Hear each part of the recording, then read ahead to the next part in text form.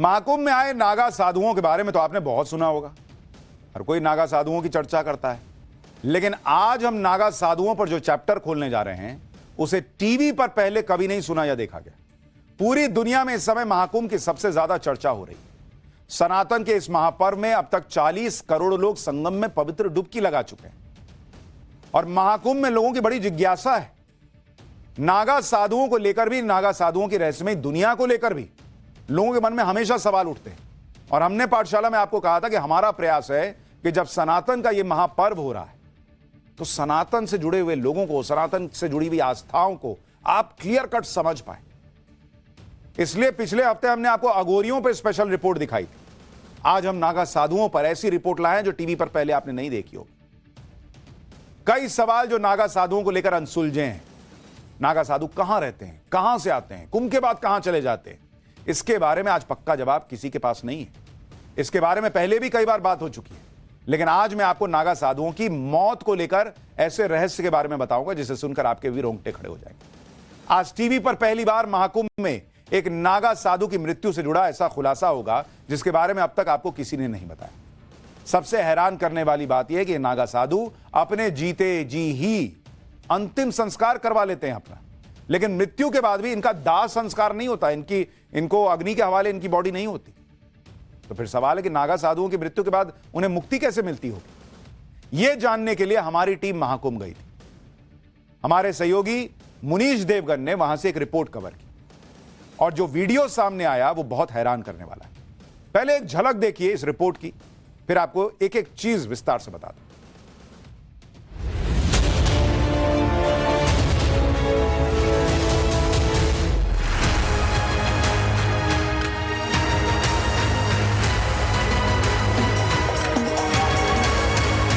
शरीर तो चला गया, आत्मा तो चली गई। शरीर की क्रिया है,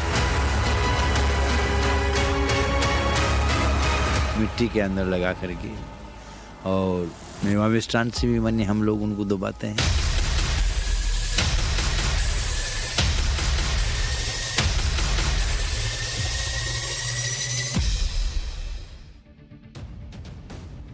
नागा बाबा की अंतिम यात्रा की ये तस्वीरें आपको विचलित कर सकती हैं, लेकिन महाकुंभ और नागा बाबाओं के जीवन का ये ऐसा रहस्य है जिसे आपको आज जरूर देखना चाहिए।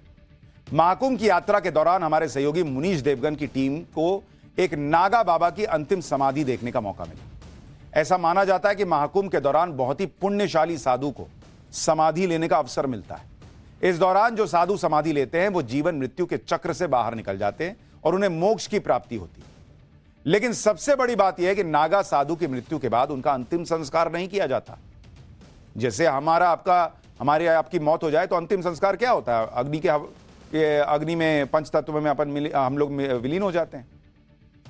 लेकिन नागा साधुओं का दाह संस्कार नहीं होता। इस रहस्य के बारे में आपको आगे बताऊंगा, लेकिन उससे पहले देखिए कि किस तरह नागा साधु की समाधि की प्रक्रिया की जा रही है।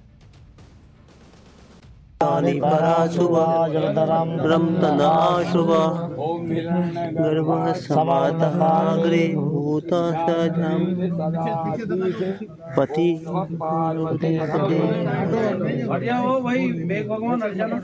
अरे थोड़ा नीचे से पीछे और रखो ना, नीचे से ये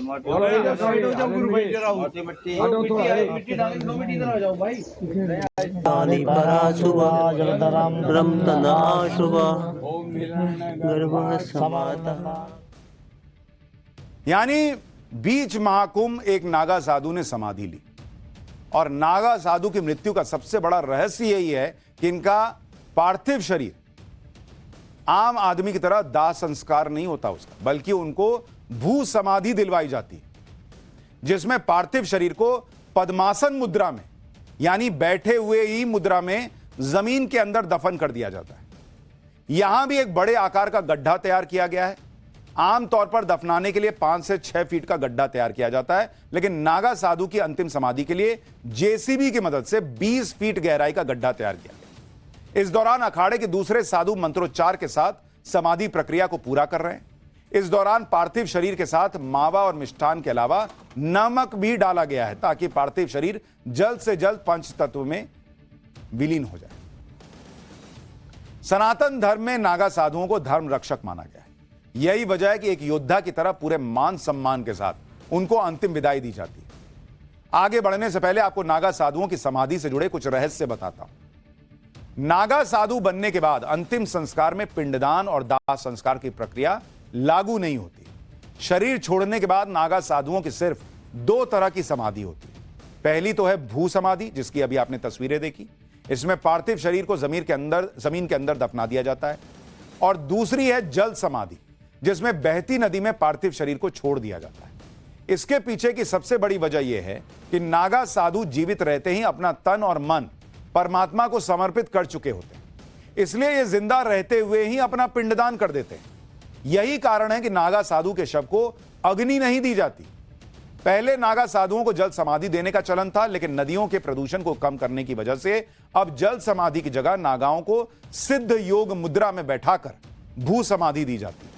इस समाधि से पहले हिंदू धर्म के अनुसार उनके शव को स्नान कराया जाता है और शव पर भस्म लगाकर भगवा वस्त्र पहनाए जाते हैं और फिर जमीन में दफनाया जाता है। समाधि स्थल को मिट्टी से ढक दिया जाता है, जैसे यहां ढका गया, और वहां पर एक सनातनी निशान बना दिया जाता है ताकि कोई उस जगह को गंदा ना कर सके। नागा साधु के समाधि को लेकर नागा साधुओं का क्या मानना है, एक बार यह भी सुनिए, फिर आगे की बात बताता हूं। सन्यासी जो होते हैं उनको या तो मिट्टी दाग होता है या जल दाग होता है। मिट्टी के अंदर भी बने जो वही है, जैसे अग्नि दाग होता है, इसी प्रकार से दाग संस्कार होता है। तो हमारे उनको बैठा दिया जाता है। शरीर तो चला गया, आत्मा तो चली गई। शरीर की क्रिया है, शरीर को दफनाना है। तो शरीर का हमारी रीति रिवाज से मंत्रोपचार के साथ आध्यात्मिक शक्ति के द्वारा उस शरीर को मिट्टी के अंदर लगा करके और मेवा मिष्टान से भी माने हम लोग उनको दबाते हैं। जैसे कई प्रकार के जीव उन कीड़ों के माने जो विदाम में माने जो है होकर के उनका शरीर को अंतिम क्रिया हो जाए। अधिक तक नमक भी डाल देते हैं और जल में तो मच्छी वगैरह जानवर जो भी जल जानवर होते हैं वो शरीर को पूरा कर जाते हैं। तो कुछ वजनदार चीज ला करके वो पीना में चल जाती है वो दाग। तो शरीर को दफनाने की प्रक्रिया है। नागा बाबाओं को लेकर एक रहस्य यह भी है कि अपने शरीर पर मुर्दों की राख क्यों लगाते हैं। इसके पीछे का सच जानने के लिए आज आपको नागा बाबा से जुड़ी कुछ और रहस्य जानने चाहिए। दरअसल नागा दीक्षा के दौरान 2 तरह के नागा साधु तैयार होते हैं। एक दिगंबर नागा साधु जो पूरी तरह नग्न रहते हैं। दूसरे हैं श्री दिगंबर नागा साधु होते हैं जो लंगोट धारण करते हैं। नागा साधु बनने के लिए एक बहुत कठोर प्रक्रिया से होकर गुजरना पड़ता है। इसमें आजीवन संयम और ब्रह्मचर्य का पालन करने के लिए कई इंद्रियों को नष्ट कर दिया जाता है। इसके अलावा नागा साधु के पूरे शरीर पर राख को मलकर रखने की 2 वजह बताई गई। पहली तो यह कि राख को नश्वरता का प्रतीक माना जाता है और दूसरा यह कि शरीर पर एक तरह के आवरण का यह काम करती है। आपको जानकर हैरानी होगी कि हर बार कुंभ में नागा साधुओं को दीक्षा दी जाती है। इसमें जगह के हिसाब से नागा साधुओं को अलग अलग नाम दिए जाते हैं। प्रयागराज के कुंभ में नागा साधु बनने वालों को नागा, उज्जैन में बनने वालों को खूनी नागा, हरिद्वार में बनने वालों को बर्फानी नागा और नासिक में बनने वाले को खिचड़िया नागा कहा जाता है। नागा साधु जिस राख को लपेट लेते हैं वो कई बार चिताओं से ली गई मुर्दों की राख होती है।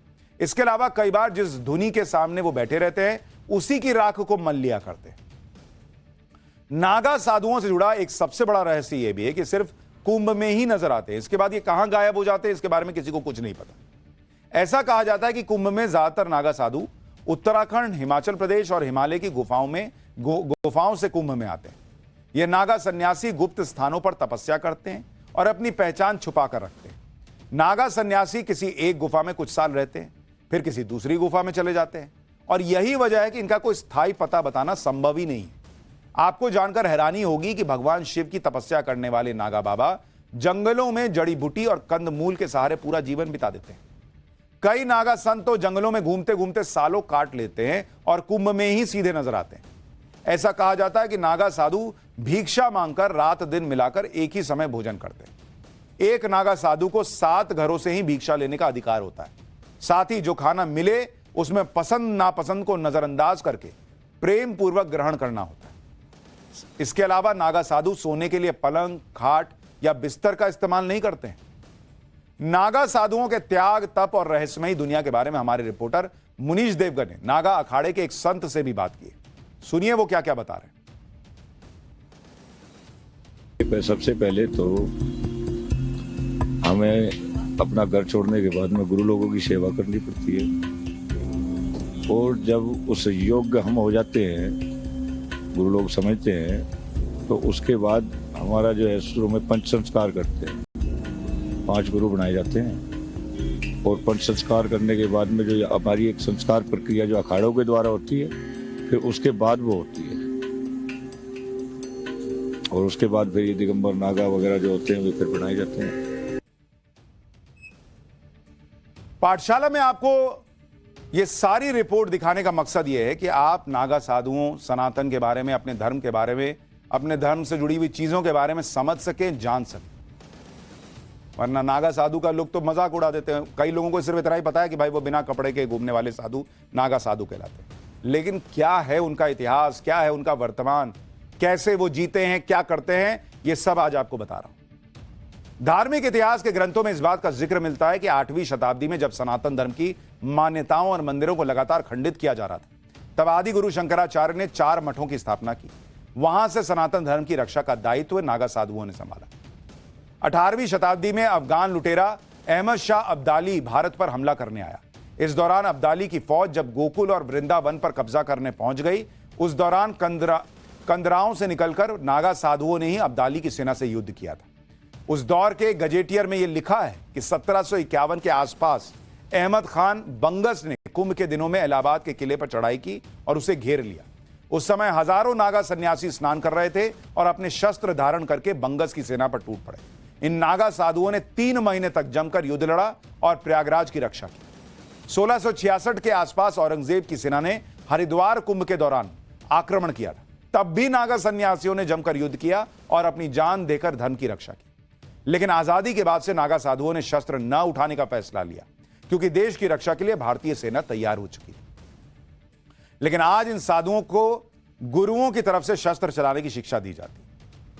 इसलिए नागा साधुओं की पहचान सिर्फ बिना कपड़ों के घूमने वाले साधुओं की नहीं है। ये वो तपस्वी हैं जिन्होंने धर्म की रक्षा के लिए युद्ध तक लड़े, जिनका जीवन सनातन को समर्पित होता है। इसलिए उनको सम्मान देना सीखिए।